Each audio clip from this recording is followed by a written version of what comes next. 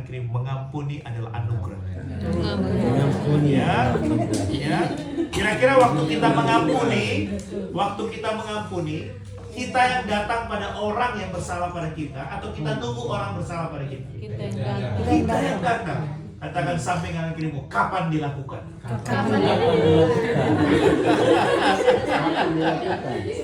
Suatu kali melayani di gereja itu, dia mau lari nggak bisa. Dia mau lari nggak bisa. Saya datang pada dia, saya bilang, oh Bapak, saya minta maaf. Tidak, saya mengampuni kamu, hutangmu sudah lunas. Wah, dia setuju. Saudara, kita tidak tahu hidup seseorang seperti apa, tapi 6 bulan dari hari itu dia jadi orang diberkati Tuhan luar biasa. Tuhan berkati dia. Ternyata waktu kita mengampuni orang, kita melepaskan berkat buat orang itu. Saudara tahu apa yang terjadi? Hidup yang dari tadinya susah, kita melepaskan berkat, dia dipercaya orang, tiba-tiba menjadi orang yang bisa mengelola sebuah perusahaan. Hari itu Bapak Ibu, dia berkata, Bapak, utang yang dulu saya hutang, saya kembalikan 2 kali lipat. Pengampunan kita berikan kepada orang lain, melepaskan berkat kepada orang lain, dan berkat yang kita lepaskan dari Tuhan itu kembali kepada diri kita. Seringkali kita tidak menyadari apa yang kita lakukan buat orang lain, itu akan kembali kepada diri kita. Saudara, apapun yang terjadi, jadilah orang baik karena Tuhan kita. Amin, Bapak Ibu. Saudara, mari kita buka sama-sama Kolose 1 ayat 3 sampai 8. Saya akan baca ya ayat 3, Bapak Ibu yang genap, dan ayat 8 kita baca bersama-sama. Kolose 3 ayat 1, Kolose 1 ayat 3 sampai 8. Yang sudah temukan katakan amin. Yang belum bilang aha. Ya, ucapan syukur dan doa.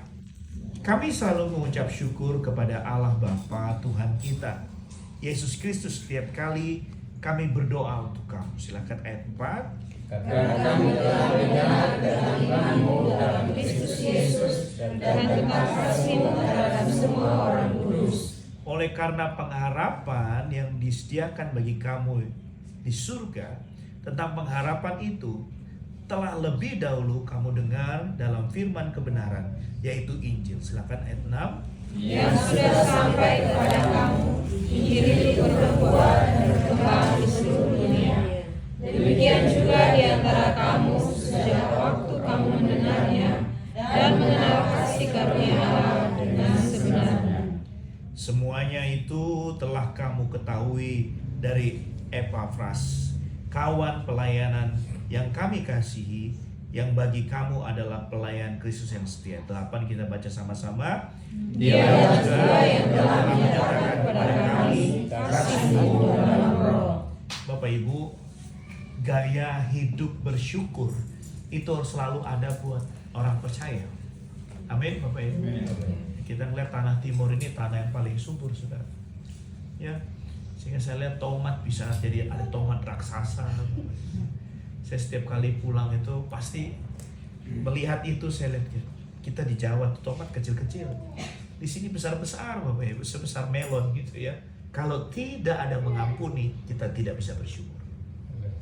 Orang yang menyimpan kepahitan dan dendam itu menutup jalan berkat dalam hidup. Kalau kau tanya kenapa kau tidak diberkati, Tuhan sudah berkata, jika kau mau beri persembahan, berdamailah dulu dengan saudaramu, baru kau memberikan persembahan. Hati kita itu tempat Tuhan berada. Jadi kalau hatimu dipenuhi kebencian, kepahitan, dan iri hati, maka yang ada dalam hidup kita adalah kutuk. Dan siapa yang berkuat atas kutuk? Iblis. Tapi kalau kita bisa melepaskan pengampunan, hati kita dibersihkan, diperbaharui oleh Tuhan. Dan yang paling luar biasa adalah bisa mengucap syukur. Saudara, iblis tidak pernah bisa menyerang orang yang mengucap syukur dalam segala hal. Iblis nggak bisa menyerang orang yang tersenyum. Kondisiku boleh tidak baik, tapi aku punya Tuhan yang baik. Paulus berkata, cukup kasih karunia dalam kesakitannya. Dia sudah minta kesembuhan, Tuhan yang kasih, tapi cukup kasih karunia, keselamatan yang Tuhan berikan dalam hidupnya. Dalam hidup kita ini jangan fokus kepada tubuh yang fana, tapi fokus kepada kekekalan. Bahkan ada waktunya di mana sehabis badai selalu ada pelangi. Amin Bapak Ibu. Siapa yang rindu mujizat besar terjadi dalam hidup kita? Berarti siap dengan masalah yang besar. Karena tidak mungkin mujizat besar terjadi kalau masalahnya tidak besar. Betul kan Bapak Ibu? Tidak mungkin mujizat besar terjadi kalau pergumulannya tidak besar. Tapi percaya di balik masalah pergumulan yang besar ada Tuhan yang besar. Percaya satu hal yang luar biasa hari ini, ya, kita punya Tuhan. Berapapun gaji kita, berapapun pendapatan kita, setiap bulan pasti Tuhan tolong kita. Saya percaya kita punya Allah yang hebat, Allah yang dahsyat. Ya, apa yang membuat kita bisa bersyukur, Bapak Ibu? Hidup tidak bergaya. Ya, jangan punya prinsip biar susah tapi harus bergaya. Jangan, itu prinsip jelek Bapak Ibu. Ya, biar susah, gak apa-apa hutang, yang penting bergaya. Jangan. Tuhan mau kita hidup berpada, bersyukur dengan apa yang ada. Amin. Orang zaman dulu tuh berakit-rakit dahulu, berenang-renang, bersusah-susah dahulu, bersenang-senang. Anak muda zaman sekarang hutang dulu. Nanti masalah bayar, masalah nanti gak bisa. Ya, saya ikut orang tua saya. Kalau nggak punya uang, di rumah berdoa. Kalau ada berkat baru jalan-jalan, baru liburan, baru apa. Bisa lihat kalau di Kupangnya tidak perlu liburan. Laut sudah biru, saudara ya. Ya, kalau memang berani tangkap buaya, makan sate buaya. Tapi gak ada yang berani, saudara. Orang bilang buaya itu leluhur kita, darah Yesus. Saudara ciptakan serupa dan segambar dengan Allah, bukan dari mirip buaya, saudara. Kalau di Thailand buaya itu makanan paling enak, saudara. Jadi saya mau sarankan ada usaha baru, yaitu sate buaya, saudara. Tinggal siapa yang berani tangkap, saudara. Saudara, kalau kita bisa bersyukur, kita bisa menikmati berkat Tuhan. Ada uang, tidak ada uang, bersyukur. Ya, jadi suami bersyukur punya istri. Orang berkata, Pak, istri saya cerewet, bagaimana bersyukur? Bapak-bapak kalau pelihara burung, cari burung yang bisu atau yang cerewet? Pelihara burung boleh cerewet, masa istri nggak boleh cerewet? Suami sukses itu pasti ada istri yang cerewet. Makanya saya menikah dengan orang timur. Saya tahu tuh orang timur kan tidak cerewet. Yang tersenyum sudah tahu itu, saudara. Mata yang memperhatikan. Firman Tuhan berkata, mata Tuhan menjelajah ke seluruh bumi. Dia tahu apa yang kita lakukan. Dia tahu apa yang busuk kita lakukan. Dia tahu apa yang baik kita lakukan. Dan Tuhan memperhitungkan. Apa yang kita tabur, pasti kita tuai. Jadilah orang yang baik. Gak usah jadi orang modus, saudara. Saudara tahu modus? Ya, gak usah katakan samping kanan kirimu. Tulus bukan modus. Tulus. Ya, tulus saja. Tulus saja.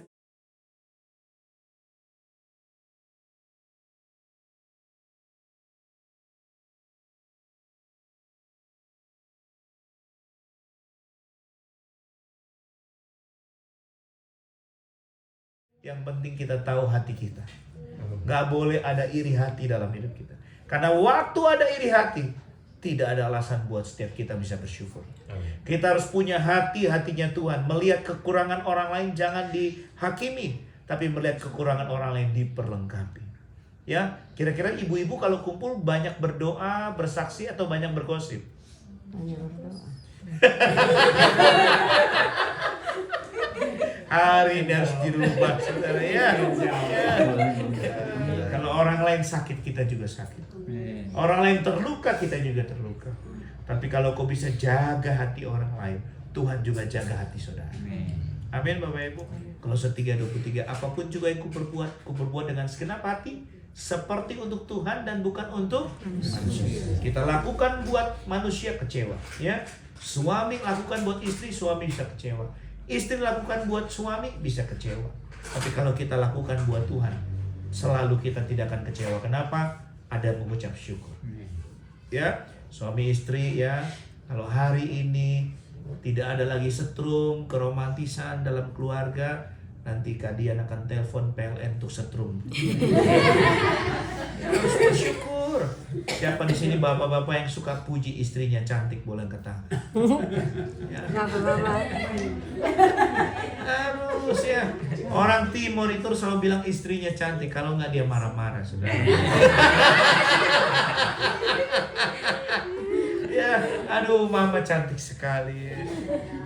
Dalam awal pelayanan kami, saya banyak mengorbankan kebahagiaan istri.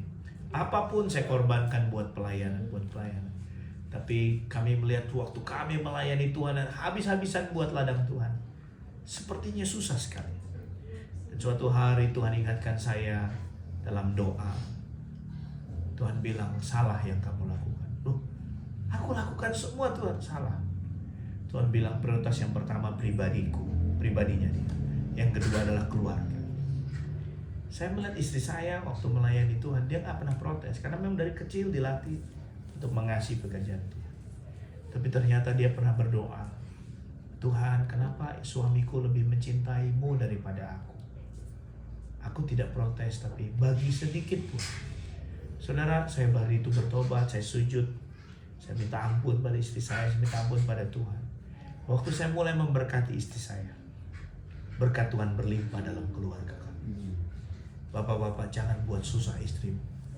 Kamu menikahi istrimu bukan istrimu supaya jadi pembantu. Kalau kamu mau buat istrimu jadi pembantu, menikahlah sama pembantu. Istrimu itu untuk dibahagiakan. Seorang suami harus membahagiakan istrinya. Maka di sana berkat Tuhan terbuka. Ya, ingat ya bapak-bapak. Ya. Berkati dihormati. Suami bukan gila hormat. Ya, tapi kalau istri so ngomong, aduh, itu harga diri suami runtuh semua. Sehingga semangat kerja tidak ada, mau lakukan yang terbaik tidak ada. Betul.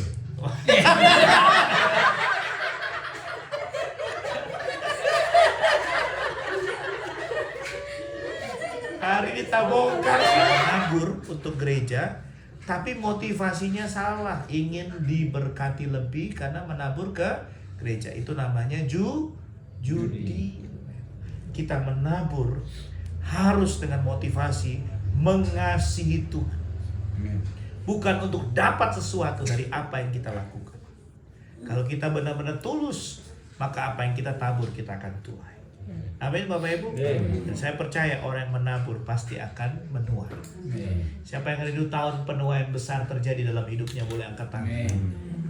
Katakan katakan samping kanan kirimu, sudah nabur belum? Sudah nabur. Kalau belum nabur jangan mimpi buat Tuhan. Itu rumusnya, firmannya. Amin Bapak Ibu. Ya, saudara, ilustrasinya sederhana begini. Seorang buta yang bersyukur. Seorang pemuda buta sejak lahir, duduk di tepi jalan setiap hari. Ia mendengar, tapi tidak dapat melihat dunia di sekitarnya. Suatu hari seorang bertanya kepadanya, "Apa kamu tidak merasa sedih dan marah kepada Tuhan karena tidak bisa melihat?" Dengan tersenyum, anak muda yang buta ini berkata, "Saya tidak pernah melihat matahari, tapi saya bersyukur merasakan kehangatannya. Saya tidak melihat wajah ibu saya, tapi saya bisa mendengar suara kasihnya. Saya tidak memiliki penglihatan, tapi saya punya begitu banyak alasan untuk bersyukur." Jadi dalam hidup kita ini, kalau kita bisa menikmati kebaikan Tuhan, dari hal yang paling besar, paling kecil, bersyukur itu bisa setiap hari. Katakan samping kanan kirimu, bersyukur punya suami hebat. Diri sendiri yang harus berubah. Jadi nggak bisa tuntut suami berubah, diri sendiri yang harus berubah. Kita mau tuntut orang Timur berubah. Wah, Tuhan Yesus. Tuhan Yesus. Hanya Tuhan yang bisa ubah, saudara. Betul bapak-bapak? Alasan kita bersyukur yang pertama, iman yang teguh Bapak Ibu. Dalam 2 Korintus 5 ayat 7 berkata, "Sebab hidup kami ini adalah karena percaya, bukan karena melihat." Ya Bapak Ibu, ada ilustrasi sederhana, seorang petani itu menabur benih di musim kering. Padahal dia tidak melihat hujan. Tapi dia percaya suatu hari hujan pasti akan turun. Betul nggak Bapak Ibu? Itu namanya iman. Lakukan yang baik. Kita bisa bantu orang. Bantu orang tidak semuanya dengan uang Bapak Ibu. Ya Bapak Ibu ya. Kita sebagai gembala kalau bantu uang, bantu jemaat dengan uang so habis Bapak Ibu. Apalagi jemaat timur semua untuk darah Yesus. Ya dia punya kan. Amin Bapak Ibu. Ya. 1 Korintus 13 ayat 4-8 berkata, sederhananya kasih itu sabar, kasih itu murah hati, yang terakhir adalah kasih tidak berkesudahan. Ilustrasinya sederhana. Seorang ibu akan tetap merawat anaknya yang memberontak. Bukan karena anaknya layak, tetapi karena kasih. Amin Bapak Ibu. Saya adalah anak yang tidak baik, anak yang tidak diharapkan orang tua, anak yang durhaka, anak yang dibuang Bapak Ibu. Sejak saya dikandung, ibu saya itu sudah berusaha menggugurkan saya.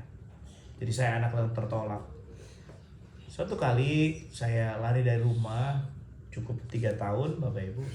Saya kembali ke rumah ibu saya. Ibu saya rumah cukup besar karena waktu itu dikerja mafia kasus, bantu-bantu kasus orang, lobi sana lobi sini. Jadi uang banyak. Saya ke depan, saya bel rumahnya. Ibu saya tidak keluar, supir yang keluar. Saya bilang saya lapar, saya tidak makan kemarin. Supir saya hanya bawa air. Dia bilang Mas Andi, ibu larang saya untuk keluar, tapi saya tidak punya apa-apa. Saya hanya punya air sama uang 10.000. Ini bukan dari ibu.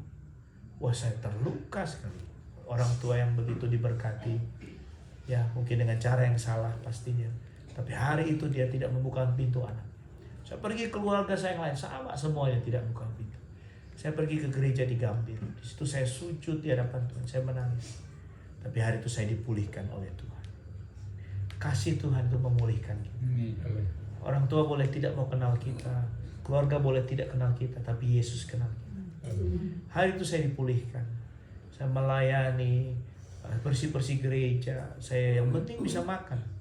Melayani, membantu, jualan kopi Bapak Ibu, mulai menyanyi.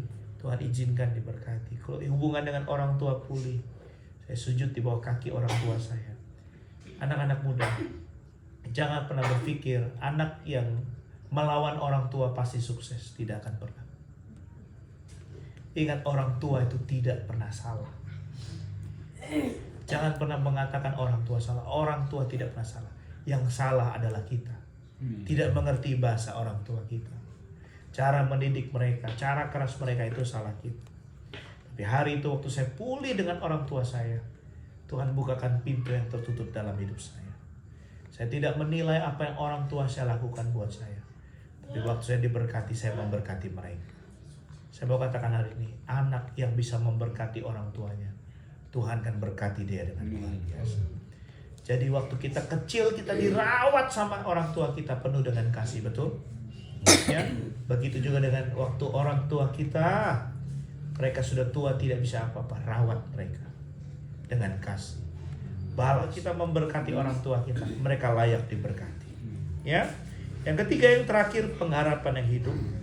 Tetapi pengharapan tidak mengecewakan karena kasih Allah telah dicurahkan di dalam hati oleh Roh Kudus. Ilustrasinya begini, seorang siswa selalu bersyukur walau belum menerima hasil ujian, karena ia tahu ia telah belajar dan percaya hasil akhirnya. Betul?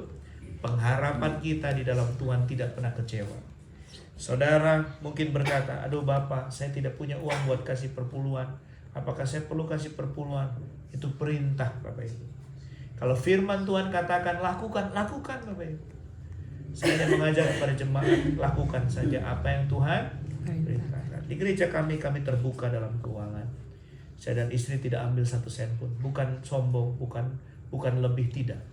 Tapi jemaat kami itu sangat susah. Kami menampung, membantu kurang lebih 1.000 kakak, orang-orang Timor dan juga Cina Benteng di daerah Kapuk Belaka, Kapuk Ambon. Mereka sangat susah. Anak-anaknya kami sekolahkan. Ada 182 anak setiap sekolah minggu, Bapak Ibu. Sudah tahu yang Muslim datang 120. Jadi setiap minggu kita layani selama 7 tahun. Papa mamanya narkoba, anaknya kita layani. Rumah kami selalu terbuka, Bapak Ibu. Dulu 18 anak itu tidur seperti ikan pindang, Bapak Ibu. Apalagi orang timur tahu tuh, satu orang makan 1 rice cooker. Tidak ada harapan. Mereka tidur di jalanan, mereka hidup tidak benar, mereka narkoba. Berapa kali cincin kawin kami hilang, barang hilang. Ya, saya bersyukur punya istri itu tidak pernah protes, Bapak Ibu. Sudah kita tutup gereja, ini bikin susah.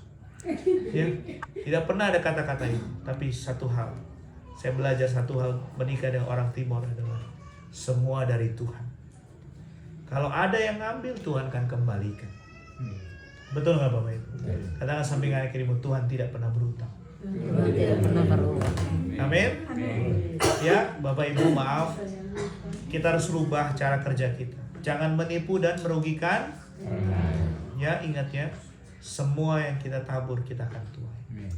Jangan manipulasi, jangan korupsi, jangan buat-buat sesuatu Bapak Ibu. Ya, kita kalau mau tolong diri kita dengan manipulasi, menipu, berkat kita cuma segitu. Padahal berkat dari surga itu berlimpah-limpah luar biasa. Ya, siapa yang suka baca Alkitab boleh angkat tangan. Wah, puji Tuhan. Katakan samping kanan kirimu, jangan cuma baca, lakukan. Karena bagaimana janji Tuhan terjadi dalam hidup kita adalah kita melakukan. Saudara, kalau nggak suka baca Alkitab, ya firman Tuhan berkata iman timbul dari pendengaran akan firman Kristus. Jadi kalau nggak pernah baca firman Tuhan, otomatis tidak punya iman. Makanya gampang sakit hati, gampang tersinggung, suka marah, gampang baperan. Bapak Ibu tahu baperan, kebawa perasaan. Yang terakhir gampang kepo. Bapak Ibu tahu kepo? Tahu kepo ya? Katakan bersama saya, tambahkan iman dan pengharapan. Jangan jadi orang anak Tuhan tuh makan apa habis itu? Habis itu siapa kita bisa makan? Tuhan yang ketika hidup dalam kebenaran. Saya berdoa firman yang sederhana ini bisa membuat keluarga kita akur, suami istri. Ingat, kalau banyak berantem, doanya terhadap. Selalu dan selalu kau angkat hatiku, kau membuatku berharga di matamu.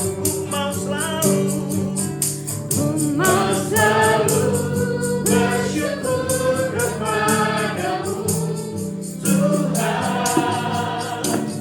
Anugerah-Mu mempesonaku.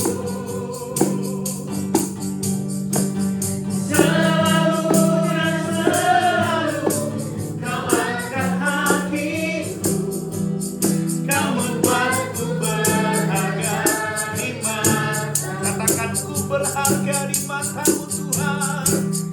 Ku berharga di matamu Tuhan.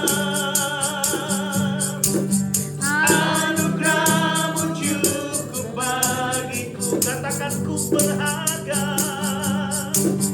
Ku berharga di matamu Tuhan. Anugerah-Mu cukup bagiku. Ku mau selalu bersyukur kepadamu, Tuhan. Anugerah-Mu mempesonaku selalu. Selalu dan selalu kau angkat hatiku, kau membuatku berharga di matamu. Bapak, terima kasih malam ini kami boleh berkumpul bersama-sama.